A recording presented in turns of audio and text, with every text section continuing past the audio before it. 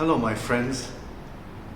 Jim Collins wrote a book many years ago that has almost become a classic, Good to Great. And in that book, he has a chapter entitled Confronting the Brute Facts. Confronting the Brute Facts. What did he mean by that? He meant that every now and then there are facts that pop up and vie for our attention, inviting us to pay attention to them and to make changes or course alignments. And sometimes we do, and sometimes we don't. When we do, we're able to take opportunities, reinvent ourselves, realign, and go forth in the purposes that we have been called to do.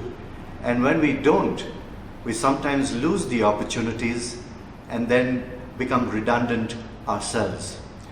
He gives us two interesting illustrations of companies that had brute facts confront them.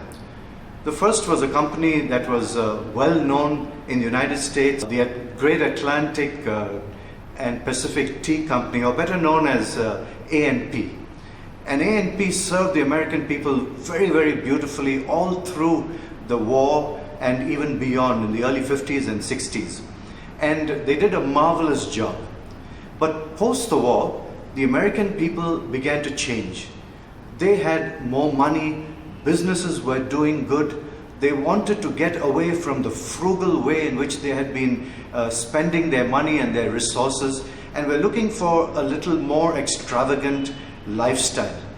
Kroger was a very small company at that time, but they read the signs very beautifully. They noticed that American people wanted to spend money. And what they did was that they went out and bought huge warehouses all over the United States with great parking lots. And then they filled these warehouses with all kinds of products. For every product, they had 4 or 5 different varieties of cereals and soaps and toothpaste, and made retailing just such a visual delight.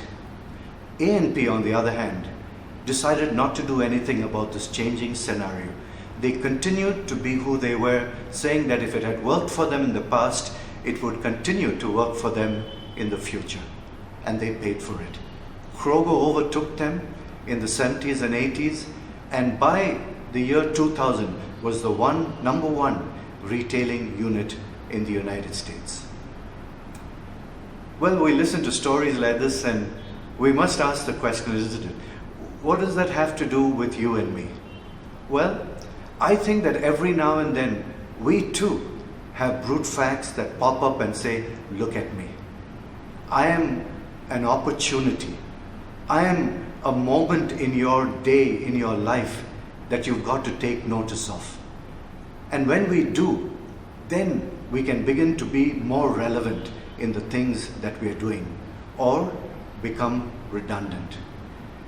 Even as I talk about it, I understand that change always comes with certain amount of apprehension. There is fear that comes with a certain amount of uncertainty, of the unknown.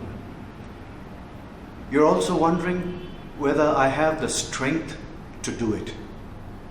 Or maybe you're thinking, do I have the wisdom to make really good choices that can change my future? And all of these areas can leave us with a certain amount of apprehension.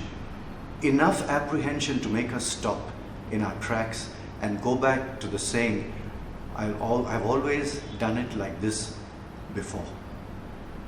I've always done it like this before.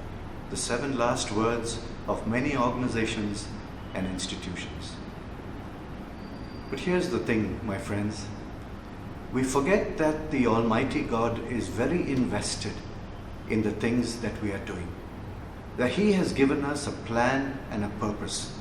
And He comes alongside in these vulnerable moments and He says to us encouraging words. And I'd like to just present them to you to help you navigate this difficult time. Listen to them. He says that we can do all things through Him who strengthens us.